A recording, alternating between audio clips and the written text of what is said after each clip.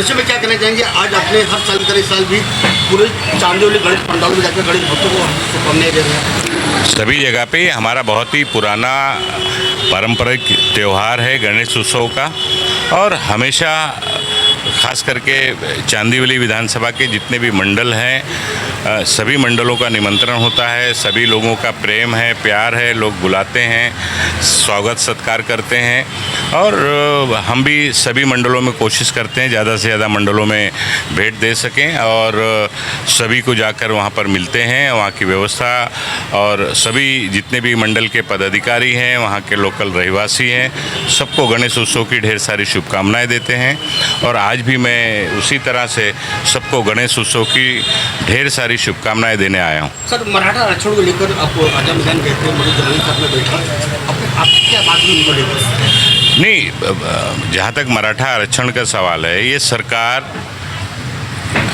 वादे पे वादा, झूठ पे झूठ बोलने वाली ये सरकार है।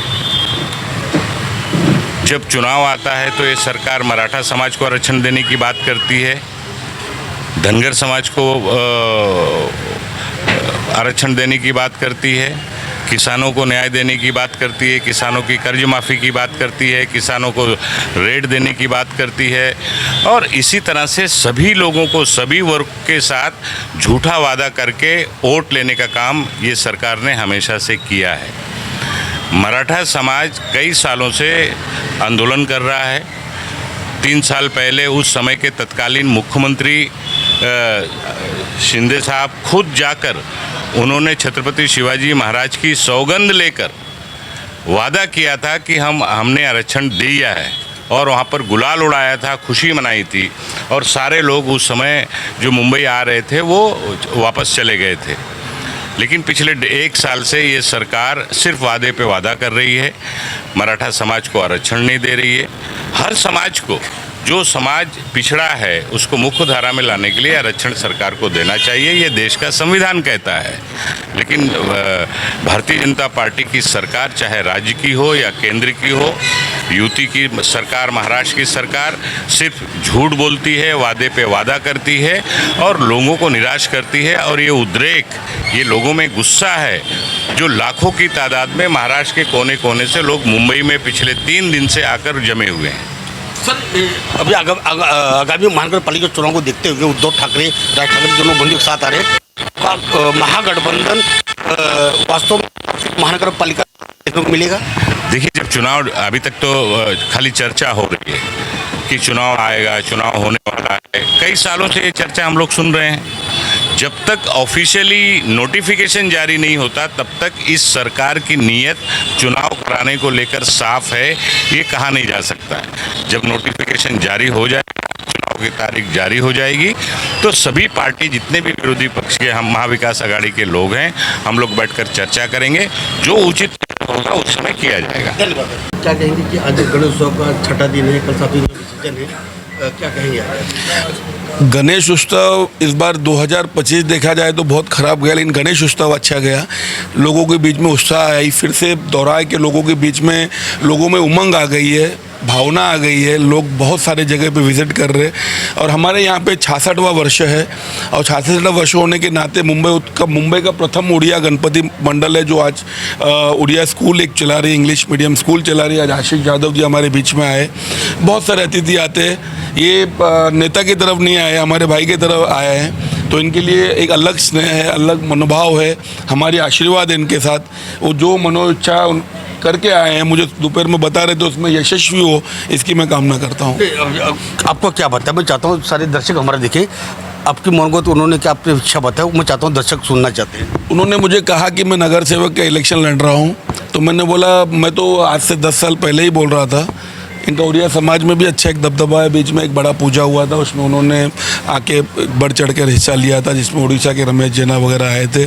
तो उन्होंने जो मुझसे कहा, तो मैंने बोला, हर एक आदमी को, हर एक इंसान को लड़ने का हक है। अच्छा काम करो, अच्छे लोगों के साथ रहो, अच्छे संपर्क बनाओ, और सबसे पहली बात है गणपति बप्पा का आशीर्वाद ले लो, ताकि आने वाले दिन में तुमने जो इच्छा मेरे पास किया है वो इच्छा गणपति बप्पा के पास कर लो। हो सकता है कि आपके अच्छे कर्म, आपके अच्छा साथ आपको दे, और आप आने वाले दिन में अच्छे कर्मों के साथ जो इच्छा प्रकट किए थे वो आपकी पूर्ण हो। आशीष जी, आज मैंने देखा जहाँ भी पूर्व मंत्री के साथ में आपने दौरा किया, वहाँ पर जो स्वागत किया गया अभूतपूर्व था। लेकिन जहाँ पर आप अकेले दौरा कर रहे थे, मुझे लगा कि गणेश उत्सव दौरा नहीं, ये भावी नगर सेवक का दौरा है। ऐसा कुछ नहीं है। सारे मंडल में 164 वार्ड में ज़्यादा से ज़्यादा मंडल में मुझे बुलाया, और मेरा काम है उनको विज़िट देना, उनके साथ जाना, उनके मेरे एक ही है, हर सुख में दुख में हर लोगों के मैं जाता हूँ। तो उनका काम है मुझे बुलाया, तो मुझे उनके मंडल में जाना ही है और उनका स्वागत करना ही है। अच्छा जी, कितना अच्छा कमेंट किया है सूर्या गौड़ा जी ने, जो कि उड़िया समाज से एक बहुत बड़ा चेहरा है। इसी नौपाड़ा में नहीं, पूरे मुंबई, पूरे हिंदुस्तान के अंदर उन्होंने आपको आशीर्वाद दे दिया है। क्या लगता है कि तो सीना पर चढ़ा हुआ कि नहीं अभी तक? सूर्या जी वो मेरे बहुत अच्छे दोस्त हैं, उनको मालूम है मेरा नेचर कैसा है, और सारे लोगों को मालूम है, इसलिए उन्होंने इतना अच्छा बोला मेरे लिए। आप उससे ही समझ जाओ कि हमारा क्या, लोगों में क्या चर्चा और क्या नहीं, आपको मालूम पड़ जाएगा। तैयारी ये मान ली जाए, आखिरी सवाल आपसे कि आने वाले महानगर पालिका चुनाव की तैयारी आपकी पक्की मानी जाए, ये दर्शकों को बता दीजिए आप, क्योंकि हमेशा कतराते आप बोल रहे थे, आप खोल बोल दीजिए, मंत्री खड़े यहाँ पे। तैयारी तो है, बड़ी जगह मंदिर है, बोलिए आप। तैयारी तो है, लेकिन वार्ड रचना, आरक्षण, उसके बाद ही मालूम पड़ सकता ना क्या है क्या नहीं। तैयारी तो मेरा पूरा है और चलेगा ही। जैसा कि आपने देखा कि तकरीबन चांदोली के 12 से 14 मंडलों के अंदर नजमुखान शुभेच्छा भेंट दे चुके हैं। सभी लोगों की समस्याएं सुनी है।